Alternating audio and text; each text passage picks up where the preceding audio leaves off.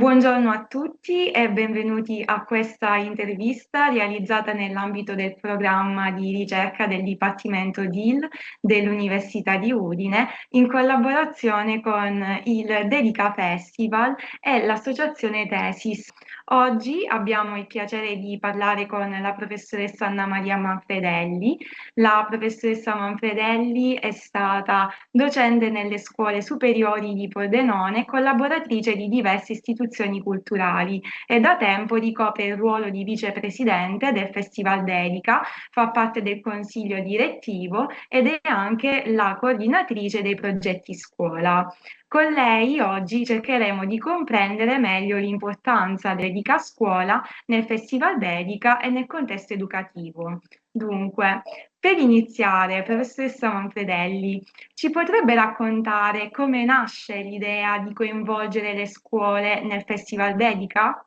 Faccio una premessa. L'associazione culturale Tesis ha sempre avuto un'attenzione particolare per il mondo della scuola, mettendo in piedi progetti, quasi tutti di lunga durata e davvero incisivi, tant'è vero che lo dimostra la lunga durata delle adesioni. Per esempio ce n'è uno che è vivo e vegeto da 27 anni e questo vuol dire qualcosa. Quando Dedica si è consolidato, il festival si è consolidato nei suoi caratteri, abbiamo pensato all'opportunità di strutturare un progetto per le scuole secondarie di secondo grado che ha come punto di riferimento e come base il festival. Abbiamo valutato quindi elementi che potevano essere positivi in questo senso. Allora, il primo è che si tratta di un festival monoautoriale e questo stesso carattere porta alla possibilità di approfondire la conoscenza dell'autore. Coinvolge scrittori di assoluto di rilievo, anche quando non sono, diciamo, notissimi al vasto pubblico, hanno comunque molto da dire nelle loro opere, affrontano temi di attualità, qualche volta anche attualità scottante, e sono tutti temi vivi della contemporaneità. In più, l'annuncio del nome del dedicatario viene fatto con un larghissimo anticipo, 4 mesi, e questo è un'opportunità importante perché significa avere il tempo di leggere, documentarsi e preparare un lavoro.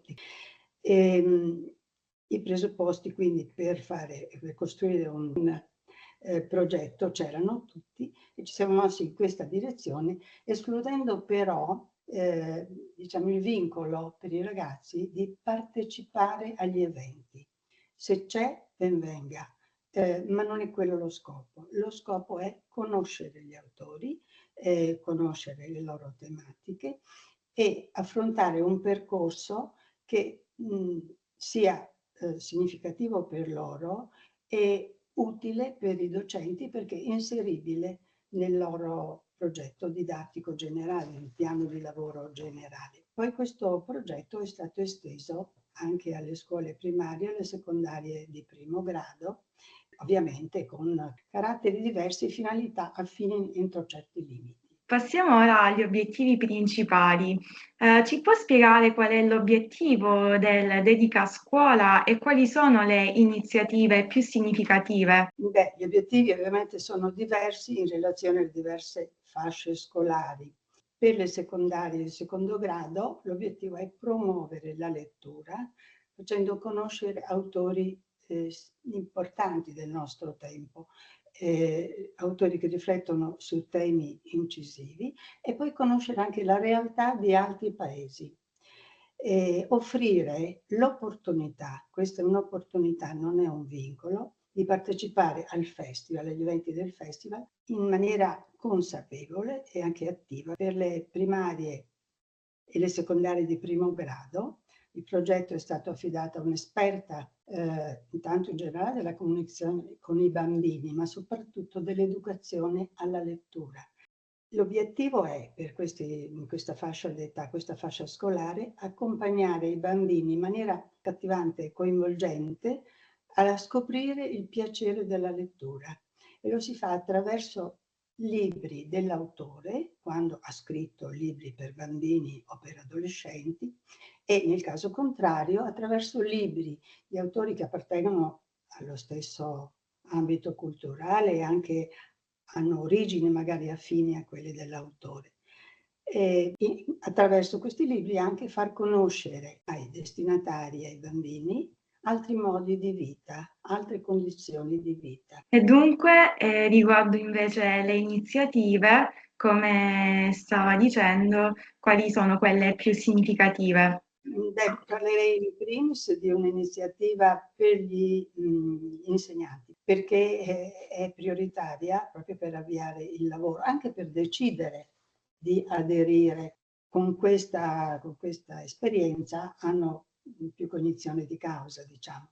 Ed è l'incontro preliminare che di solito avviene ai primi di novembre con un esperto dell'autore, che molto spesso è il suo traduttore per eccellenza, cioè parliamo quindi non di un traduttore occasionale di 1 o 2 libri, di uno che ha tradotto tutto quanto di questo scrittore è stato pubblicato in Italia, quindi naturalmente conosce bene i temi, conosce bene le caratteristiche della scrittura e può analizzare i vari aspetti della produzione di questo autore.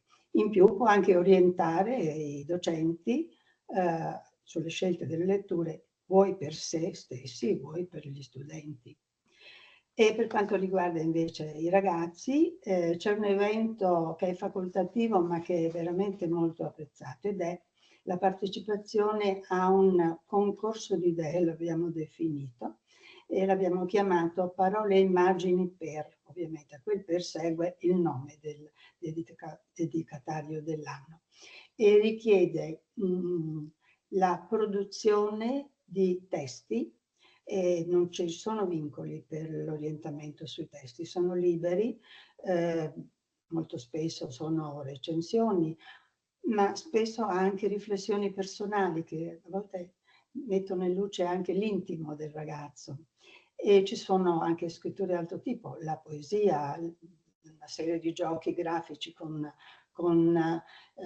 le frasi che si intendono dire, insomma, creatività ce n'è, e ce n'è anche per quanto riguarda le prove visive, cioè grafiche e multimediali. Anzi, qui direi che la fantasia si scatena ancora di più e queste cose vengono apprezzate poi anche dall'autore, perché c'è un incontro con l'autore che in primis dà spazio alla premiazione dei vincitori del concorso, quindi l'autore ha modo di valutare almeno le prove visive perché vengono proiettate. E poi c'è l'intervista dei ragazzi, che a volte sorprende anche, ci sono dei cotè, forse a volte un po' ingenui, ma non semplicistici, e dietro c'è la prova di quanto i ragazzi hanno lavorato e approfondito i testi dell'autore. Quindi siamo veramente contenti di questa iniziativa e direi non altro per il momento. Altro da chiedere? Molto, molto interessante. Dunque, quali sono i risultati più evidenti del progetto Dedica Scuola? Beh, direi l'apprezzamento dei docenti e degli studenti.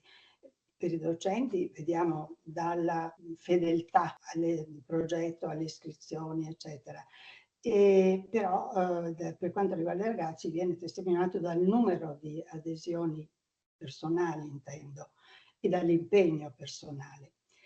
Insomma, si può parlare anche di fidelizzazione per molti docenti, cioè l'adesione anno dopo anno. Devo dire, il numero di fidelizzati è veramente consolante, è veramente confortante ed è il segno a prova provata dell'apprezzamento dell'iniziativa.